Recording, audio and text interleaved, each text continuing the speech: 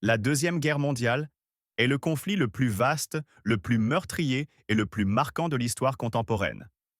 Entre 1939 et 1945, le monde entier a été entraîné dans une guerre totale, une guerre industrielle, une guerre idéologique et une guerre d'extermination. Plus de 100 pays y ont participé, plus de 60 millions de vies ont été perdues. Elle a bouleversé les équilibres géopolitiques, accéléré les progrès technologiques, provoqué la naissance de nouvelles puissances et a profondément modifié le destin de l'humanité. Mais pour comprendre cette guerre, il faut remonter à l'issue de la Première Guerre mondiale. En 1919, le traité de Versailles met fin au premier conflit mondial mais laisse l'Europe dans un état instable. L'Allemagne, jugée responsable de la guerre, est sévèrement punie. Elle perd des territoires, doit désarmer son armée et verser d'énormes réparations financières.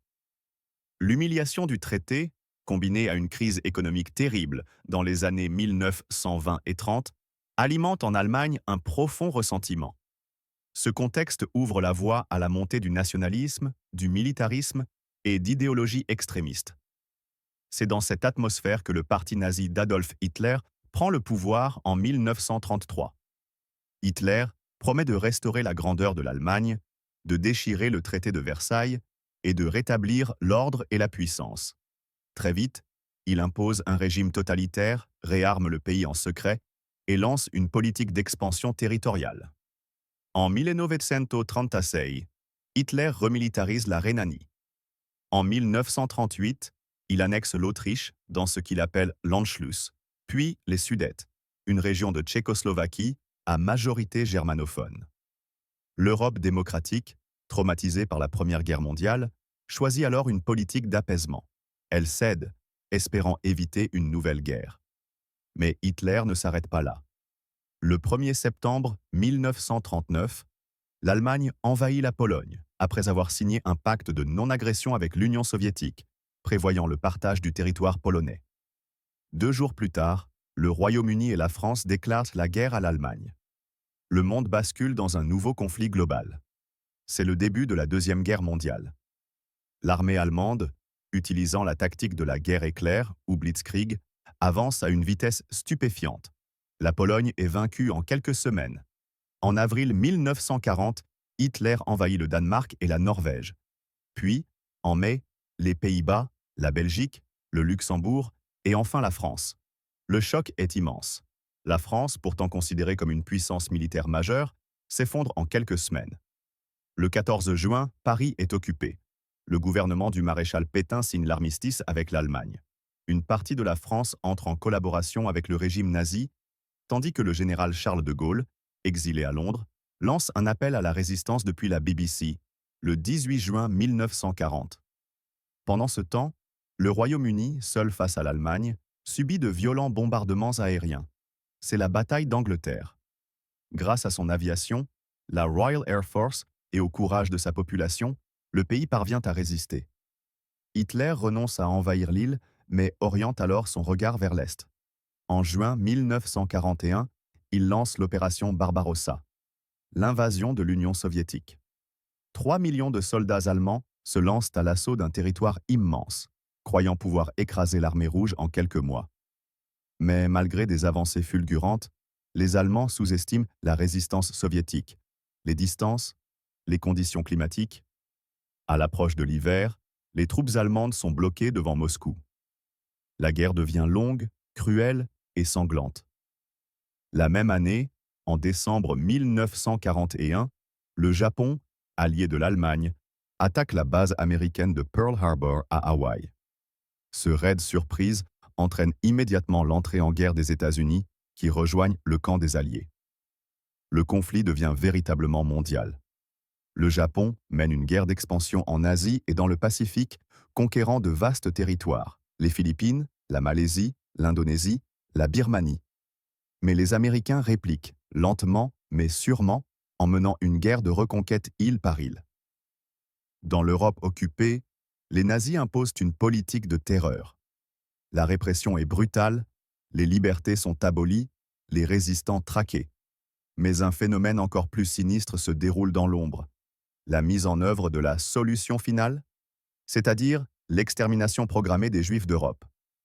Dans les ghettos de Pologne, les conditions sont inhumaines.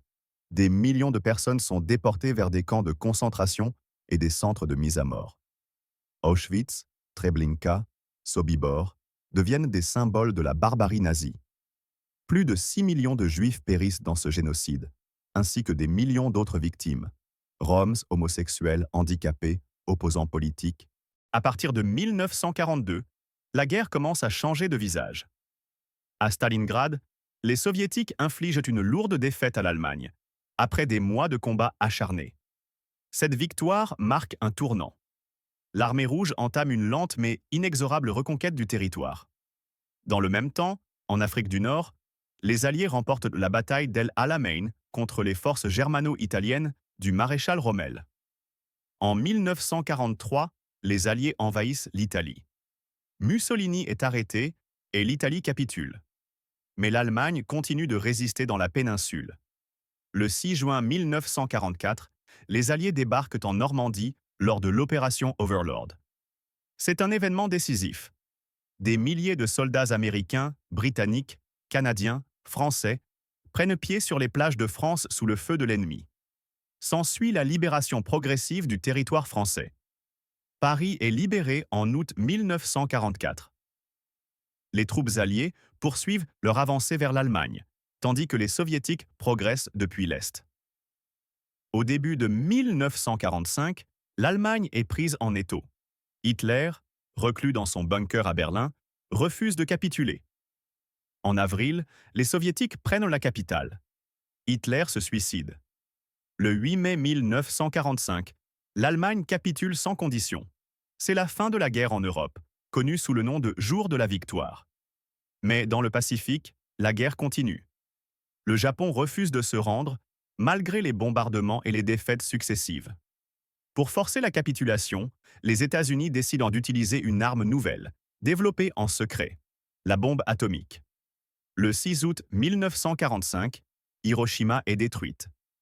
3 jours plus tard, Nagasaki subit le même sort. Ces deux attaques font des dizaines de milliers de morts instantanément, et bien davantage à cause des radiations. Le 15 août, le Japon capitule. La Deuxième Guerre mondiale est officiellement terminée. Les conséquences sont immenses. L'Europe est en ruine. Des millions de réfugiés, d'orphelins, de blessés, de traumatisés. L'Allemagne est occupée, divisée. L'ONU est fondée pour tenter de garantir la paix. Les procès de Nuremberg jugent les principaux responsables nazis pour crimes de guerre et crimes contre l'humanité. Une conscience nouvelle naît. Plus jamais ça. Mais le monde entre aussi dans une nouvelle ère, celle de la guerre froide. Deux superpuissances émergent, les États-Unis et l'Union soviétique. L'affrontement idéologique entre capitalisme et communisme va dominer la seconde moitié du XXe siècle. La guerre a changé le monde. Elle a aussi changé la façon dont l'humanité regarde l'histoire, la morale, la science et la mémoire. La Deuxième Guerre mondiale reste un traumatisme, mais aussi un avertissement. Elle nous enseigne ce que l'intolérance, la haine et la passivité peuvent crash produire. Elle nous rappelle le prix de la paix et l'importance de la défendre. Se souvenir de ce conflit, c'est aussi comprendre notre présent et essayer d'en tirer les leçons pour bâtir un avenir plus juste.